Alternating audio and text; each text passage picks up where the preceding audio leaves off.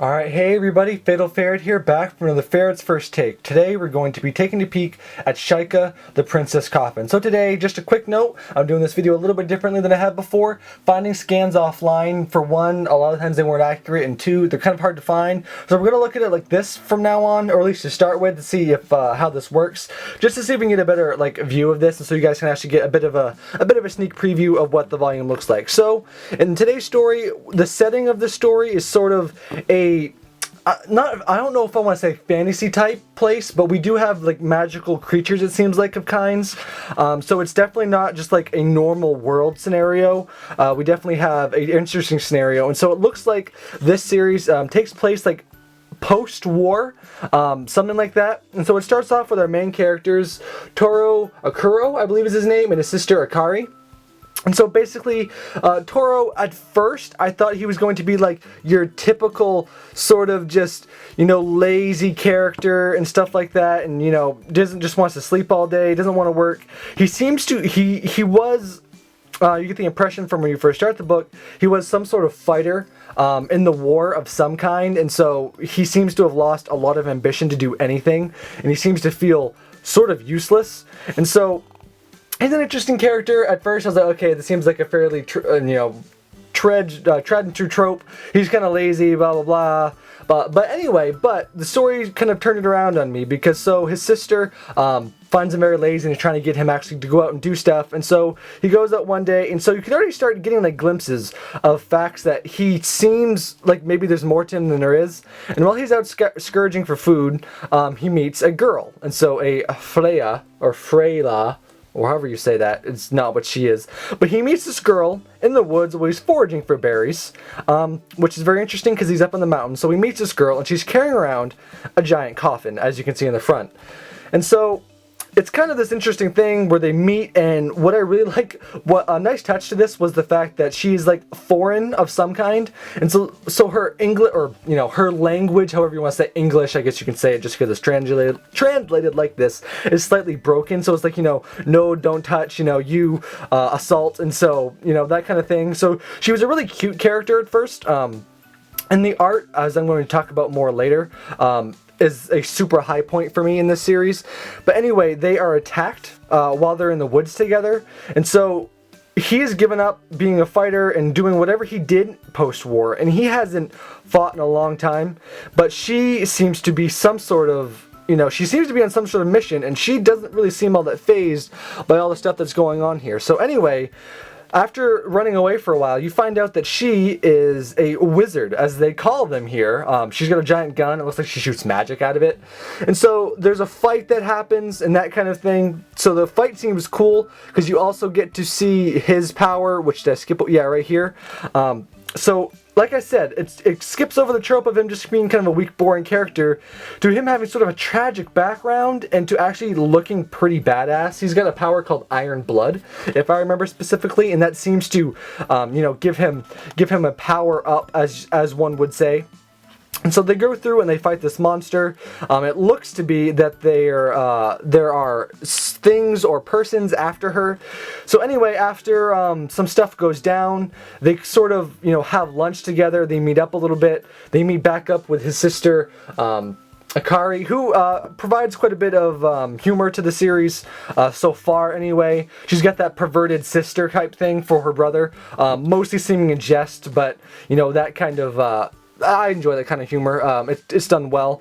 So immediately after, like the beginning here, one thing I've noticed that they've done very well is that they've changed the main character's outfit. Like, instead of like the big coat he was wearing that made him look lazy, all of a sudden he's only got like a thin, tank top type shirt on, sleeveless shirt, whatever you want to call it. And it makes him look already much more rugged. He already looks a lot bulkier. And so he's kind of having flashbacks to obviously whatever was happening, and he seems depressed, but this girl, she seems to have because she's left, and she seems to have an effect on him, because she's supposed to be just passing through, but he seems to have been motivated in some kind. But as the story goes on, his sister also, by the way, has the Iron Blood power, so apparently I'd say they were both fighters in the war. They called them saboteurs, I believe, was the terminology they used. And so it was interesting. So they meet back up with her, and you have an interesting, just sort of get together, and basically she would like their help and acquire their assistance. And so it looks like there are people after her, and we don't really know what Chikari. Oh no, was that her name? Oh, my camera I just kicked my camera stand. All right, we're okay. We're totally okay. But anyway, Chaika, that was her name. Chaika. I couldn't remember how. I wanted to say Chica, but I'm like, it's not Chica. And so it looks like we have some interesting stuff going on with characters. The interesting thing is we don't really know who the bad people are yet. It obviously makes you feel like the people who are attacking Chaika are the bad guys, but we don't really know this. So Chaika is like this. She's this innocent character, and she provides a lot of humor, but she also is a very serious character, and also you get a little backstory back here into Chaika, which was very interesting indeed. And so anyway, that was just a quick overview of the book. It's setting up a very interesting world and a very interesting premise as to what is going to go on later.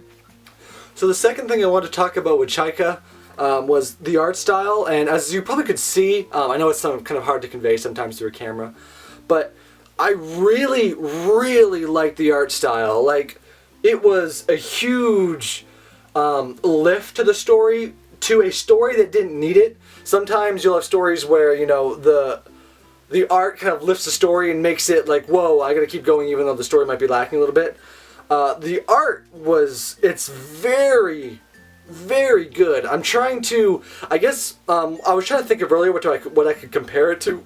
Excuse me, and I compared it to, in my head, I went and looked to something like Akame ga Kill, as far as the manga anyway. I don't know what the anime style, but as far as the manga styles, I compared them side to side, and it's fairly similar. They are both Yen series, but the differences from that would be that Akame ga Kill is very dark anyway. I can see this being dark, but it's not as set in a dark world as Akame ga Kill is.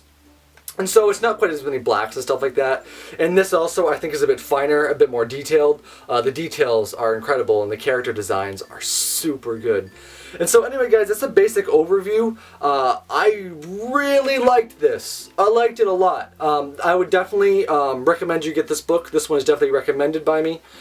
This is one I'm going to keep continuing, and I really hope comes out soon. I'm hoping that we get a good, a good flow to how these release. And I know I say this about a lot of my series, like, oh, I liked them, but a lot of times I say that because I bought them because I knew I wanted to read them, kind of thing. Trust me, I do have some reviews coming up that aren't always so nice, but lately I'm just reviewing books that have been really good and I've liked a lot. So anyway, guys, thanks a whole bunch for sticking with this review. It would mean a lot to me if you hit the like button if you liked it. Do it if you want, I don't care. Don't worry about me. But anyway, guys, if you want to see more of these, go ahead and subscribe, because I will hopefully be doing these continually. And as well, if you'd like to see more from me, I do unboxings and stuff like that, if you'd like to see it. So anyway, guys, I have been Fatal Ferret, and I will see you back on the prowl next time. Bye-bye!